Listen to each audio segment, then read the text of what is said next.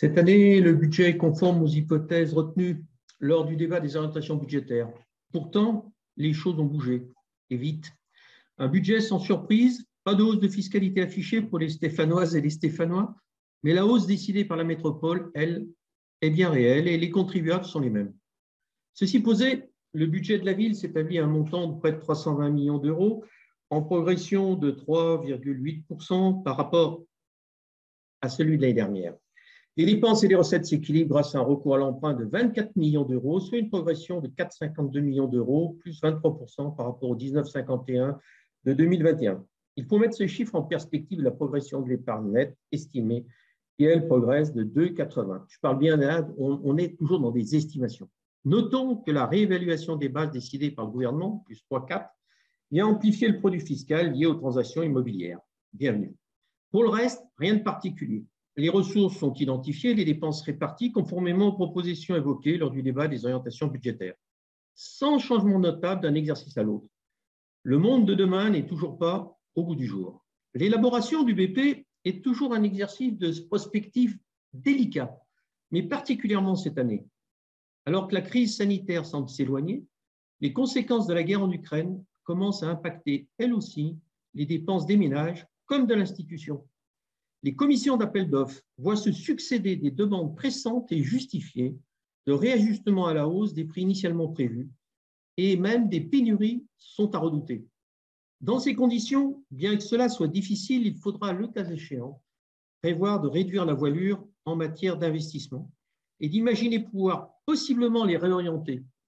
Les dépenses de fonctionnement vont voir leur coût progresser et il sera indispensable de les financer. Il faudra, bien sûr, l'investissement aussi. Il faudra donc obligatoirement arbitrer entre des projets du fait des circonstances. Quels seront-ils?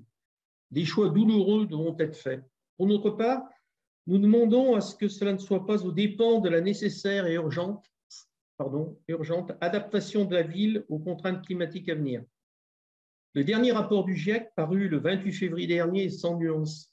Il n'est plus temps de ne pas faire, il est temps de se préparer en conséquence de nos inconséquences. Aux conséquences de nos inconséquences. Cela doit se traduire par la recherche systématique d'économie d'énergie, la relance de la production d'énergie sur notre territoire, avec une priorité donnée aux énergies renouvelables, une végétalisation accrue de l'espace urbain pour lutter contre la hausse des températures, une aide et un accompagnement renforcé aux Stéphanoises et aux Stéphanois pour améliorer l'isolation thermique de leur habitation, entre autres choses. Il en va du maintien de leur reste à vivre face à une hausse spectaculaire du coût des énergies fossiles. L'équation à résoudre sera délicate, mais la nécessité de se projeter dans un futur périlleux ne laisse place à aucune hésitation. Nous devons cela aux futures générations. Pour le groupe Le Temps de l'écologie, vous l'avez compris, cette obligation n'est pas remplie par ce qui nous est proposé. On reste arc-bouté sur une vision dépassée de la réalité, sur un déni des changements en cours. Dans ces conditions, nous voterons contre l'adoption de ce budget. Enfin, je ne veux pas terminer cette intervention sans évoquer l'initiative que vous avez prise de lancer une réflexion sur la mise en place d'un budget vert. Cette démarche, que nous appelions de nos voeux, nous semble des plus opportunes dans les circonstances particulières évoquées plus haut. Ce sera le moyen d'assurer une meilleure cohérence d'ensemble des politiques municipales tout en permettant d'en évaluer les effets et bien sûr, le cas échéant, de les amender si nécessaire. Merci de votre attention.